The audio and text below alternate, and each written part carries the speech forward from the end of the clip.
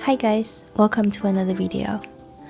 Recently I needed to move some of my older sketchbooks into the storage, so I thought why not make a video and talk a little bit about how and why I started learning to draw and my learning process. Since I also spend a lot of time doing digital drawings, I decided to include some of that here as well. So basically, this video is going to be a flip through of my first 1.5 years of drawings as a complete beginner. So let's get started. The first sketchbook here is from Nuuna. I'm not sure if it's the right way to pronounce it, but I think it's a German brand. And the one I got here has a cover called Milky Way. It is one of their large size notebooks. I think I bought this one very long time ago and I didn't know what to do with it until 2021. I think I was quite bored because 1 year into the pandemic at that point, I really wanted to find something challenging to do without going outside too much. I initially started with digital drawings first, since it was so much less intimidating, and I already had an iPad and an Apple Pencil. It's interesting to look back now that even if I had no idea how to draw, I still have saved money and bought these things because I always been very interested and fascinated by the people who have always been drawing since they were children or went to art school. But I guess for myself, I was just never bored enough or had enough time to start this very daunting task. As you can see in these very early sketches, I was quite clueless. I was following many different tutorials on YouTube and borrowed a lot of books about drawing from my local library, and I didn't really know what I was doing or even what I wanted to do around this time. It was just fun to try things out and go to the art supply store and things like that. I think this is when I discovered alcohol-based markers. I saw a lot of artists using them and I had never seen anything like it before because it doesn't behave like normal markers. So I picked up a few colors to try out, but I didn't know you need special marker paper for it to blend properly and not seep through onto the next page. I'm not sure why I suddenly got quite obsessed with gesture drawing in this particular time.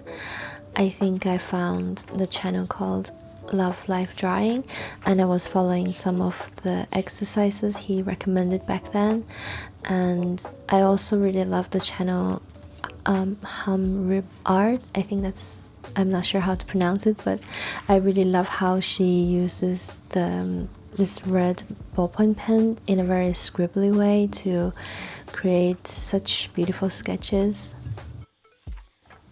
I almost feel like I didn't do this sketchbook enough credit by being so rough and messy in it, because the paper has such a wonderful quality and feels so nice to hold in my hand. I think I might come back someday and paint gouache over the pages. Alright, the next sketchbook is a quite large spiral pad. I think it is a Fabriano sketch pad in the size A3. Some teacher recommended to practice life drawing on larger sheets of papers to encourage more movement from the shoulder. I think that's why I got this one specifically. I actually took this sketch pad with me to my very first life drawing class with nude models. I don't know why I felt so unqualified to be there. It was very intense, very exhausting, but in a good way, and I can definitely see some progress.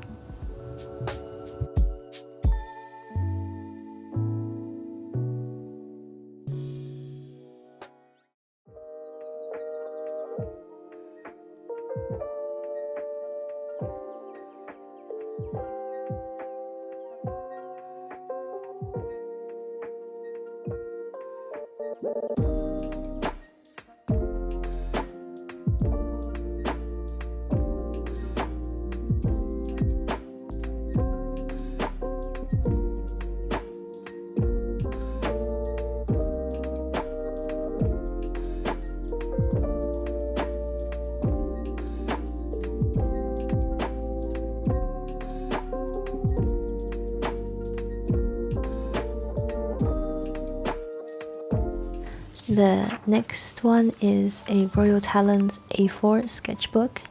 This is a sketchbook loved by many artists. The paper is a little thicker, but not as thick as watercolor paper. It is 140 GSM and has a cream color. On the website it says it is ideal for use with pencil, pastel, acrylics, gouache, ink, charcoal, and light washes of wet media. I was very excited to use the sketchbook because I ordered it together with my Himi gouache set. I watched so many gouache tutorials and I was very intrigued by this media, and I had a lot of fun learning about color theory and color mixing in this sketchbook.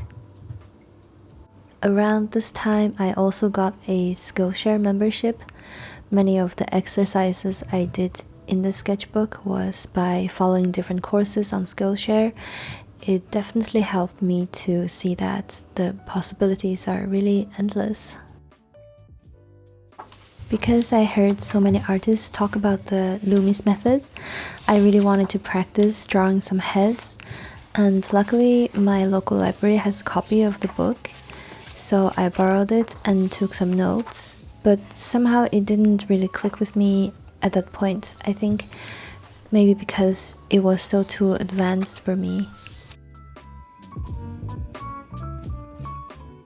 There is a class on Skillshare called Drawing Patterns, 14 Days of Mindful Drawing.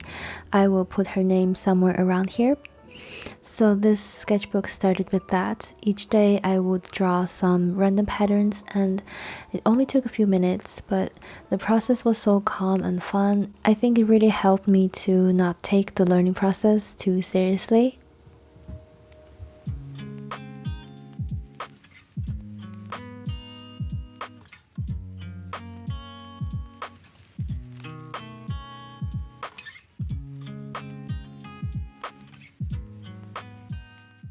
After a while, I abandoned the idea of drawing patterns every day.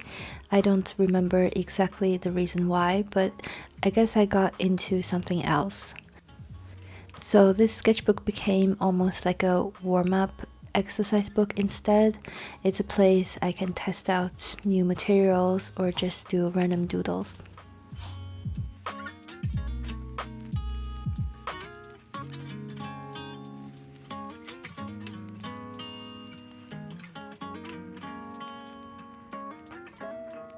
This one is a marker pad I bought after I learned that alcohol markers work much better on this type of paper than regular paper, but I still struggled with markers in the beginning, mainly because I had no idea what I want to achieve with it, and I also didn't want to buy too many colors since I wasn't even sure if I like it or not.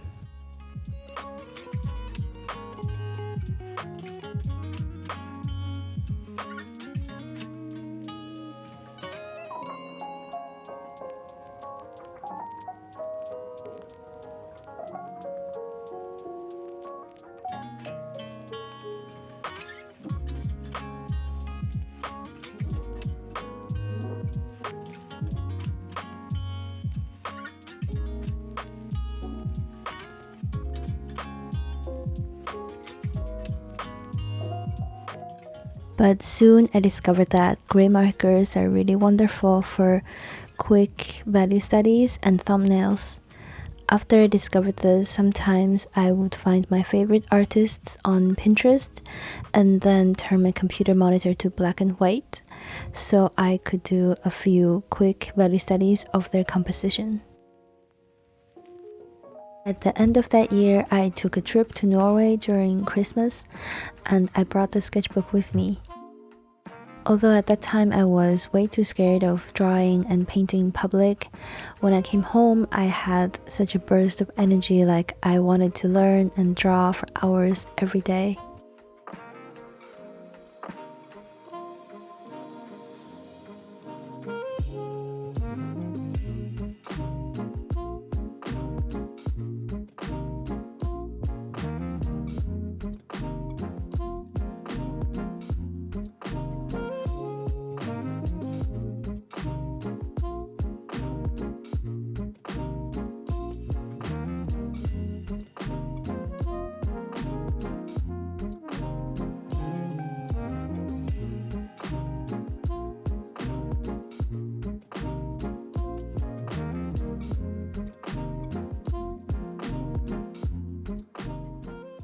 I do feel like I can see some progress during this period compared to my first sketchbook.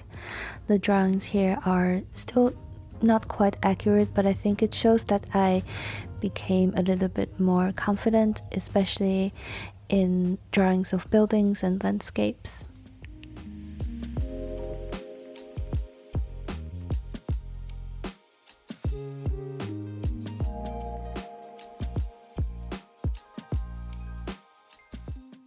This one is my first watercolor sketchbook. It is from Arteza and I bought 3 of them as a bundle on Amazon.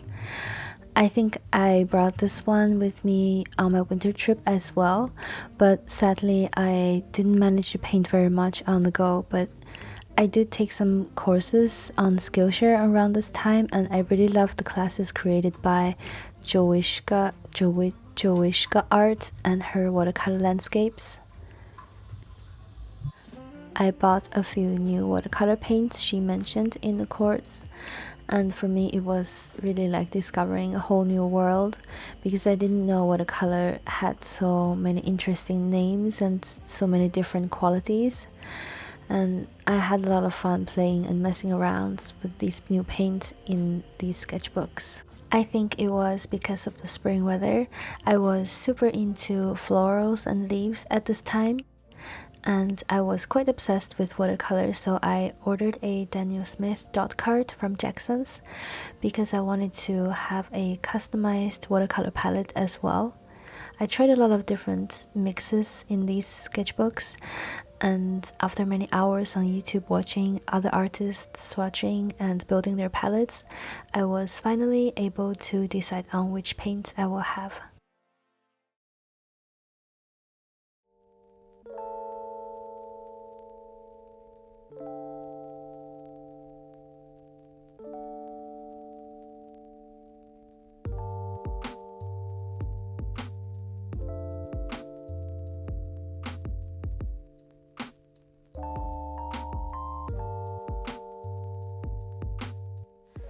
The next sketchbook is a Canson Mix Media spiral pad. It is really big. I think I bought it on Black Friday sales, but all the smaller sizes were sold out. This is when I got interested in watercolor and gouache lettering, and I was also planning a summer trip to France, so I thought, why not practice some French with watercolor?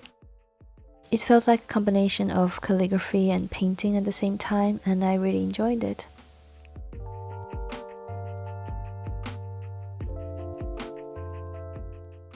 Now let's take a look at my digital drawing back when I just started. I actually wasn't even sure that I would keep on drawing. Like many other hobbies, I would just give up after a few months or something. I think I had some wild expectations, like since digital drawing allows you to make so many adjustments, I thought it should be fairly easy. Like I even thought I didn't need to learn perspective since Procreate already has a perspective drawing guide. I suppose that's one of the problems with being self-taught. It was very confusing and can be frustrating at times, but I'm still really happy that I didn't give up just because I didn't know any better. With that said, I don't mean to sound harsh or diss myself in the past, because of course I have no idea what was the best way to learn, even if I wanted to be a fast learner. Now when I think about it, I think it's having fun and having patience that kept me going.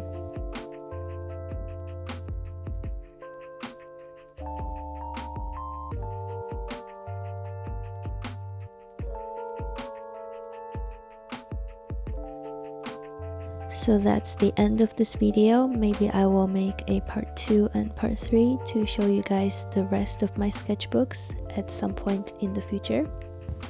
I hope the next video won't take as long as this one, and I will see you soon. Goodbye!